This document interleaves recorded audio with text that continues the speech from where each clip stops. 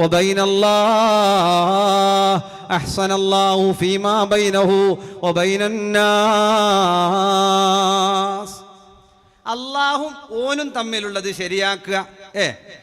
അല്ലാഹും അവനും തമ്മിലുള്ളത് അവൻ നന്നാക്കിയാൽ അവനും ജനങ്ങളുമായുള്ളതോ നന്നാക്കണ്ട. അത് അല്ലാഹു അങ്ങ് ഏറ്റെടുക്കുകയാണ്. അതാണ് നമ്മൾ ശ്രദ്ധിക്കേണ്ടത്.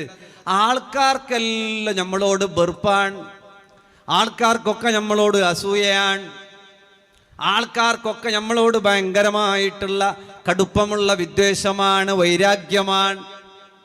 അതൊന്നും നമ്മൾ കണക്കിലെടുക്കണ്ട. നമുക്ക് നമ്മെ പടച്ച് പരിപാലിക്കുന്ന റബ്ബുൽ ഇസ്സത്തായ അല്ലാഹു ജല്ല ജലാലുഹു അവൻ നമ്മളെ ഇഷ്ടപ്പെട്ട് കഴിഞ്ഞാൽ പിന്നെ യാതൊരു വിഷയവും നമ്മൾ ആരുടേതും ശ്രദ്ധിക്കേണ്ടതില്ല. ആളുകൾ ചീത്ത പറയണം. ഷാഫി ഇമാം മരിക്കാൻ ഒരുപാട് ആളുകൾ ദ്വാരുന്നിട്ടുണ്ട്. എങ്ങനെ? ഷാഫി ഇമാം മരിച്ചിട്ട് പോകാൻ വേണ്ടി ആളുകൾ ദിക്ർ എല്ലിയിട്ട് ദ്വാരുന്നിട്ടുണ്ട്. ഷാഫി ഇമാം മരിച്ചു കിട്ടാൻ വേണ്ടി എന്തക്രമം ചെയ്തു?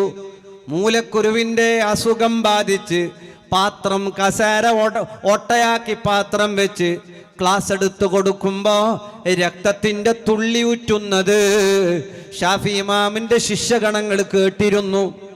അത്രയും ദീനിന് വേണ്ടി സേവനം ചെയ്ത മഹാൻ മരിച്ചു പോകാൻ വേണ്ടി ആളുകൾ ദ്വാരുന്നിട്ടുണ്ട്.